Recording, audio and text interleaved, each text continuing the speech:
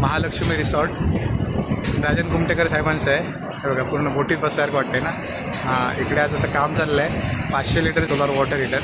हे बघा ही टाकी, हा बेस बनवला आहे पूर्ण. हे बघा कंपनीचे साईट इंजिनियर आहे, ते काम करत आहेत इन्स्टॉलेशनचं. ते पूर्ण बेस बनवलं आहे. 500 लिटरचे स्टँड आहे, पूर्ण स्टीलमध्ये आहे.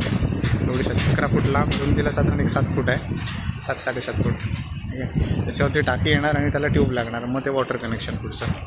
यात थोडंसं पावसाचं वातावरण आहे पूर्ण, समुद्र पण कवरलेला आहे, त्यामुळे थोडंसं काम करायला कठीण होतं आहे. किती मस्त व्ह्यू आहे बघा. कधीतरी या इकडे, एन्जॉय करा. बस काम झालं आहे बघा सगळं. 1-1.5 तास वाया गेला आमचा पावसामुळे, पण ओके डन. हे बघा असं. ठीक आहे. ही सिस्टीम आहे सुप्रीम सोलार वॉटर हीटर. 500 लिटरची टाकी, जवळपास 38 ट्यूब आहेत. पाणी टाकीतलं संपलं, जर गेस्ट एक्स्ट्रा आले असतील आणि जर तुम्हाला पाणी वापरायचं असेल आणि गरम पाणी जर पाहिजे असेल तर इथे एक हिटिंग कॉईल आम्ही दिले त्यांना. दाखवू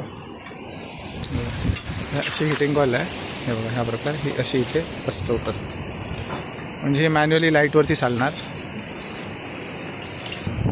म्हणजे हिटिंग कॉईल बसवले तर इमर्जन्सी पाणी गरम पाहिजे असेल तर त्याच्यावर तुम्ही लाईटवरती करू शकता, चालू करू शकता. रेग्युलर वापरायची गरज नाही. 500 लिटर पाणी भरपूर होऊन जातं, पण इन केस इमर्जन्सी असेल तर वापरू शकता. पण ते वापरल्यानंतर लाईटवरती चालणार, लाईटचं बिल वाढणार. त्यापेक्षा अवॉइड करायचं, जास्तीत जास्त हे पाणी यूज करायचं.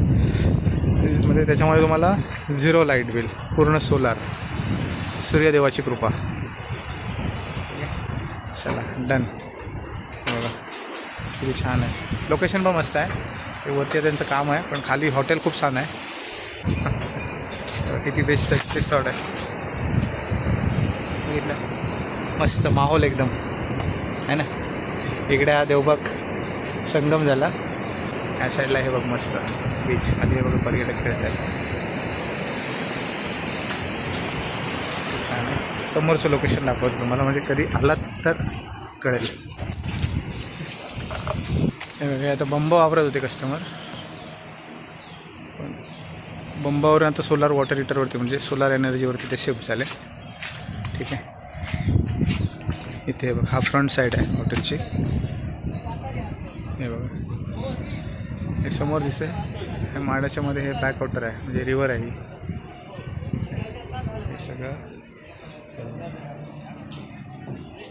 महालक्ष्मी रेस्टॉरंट.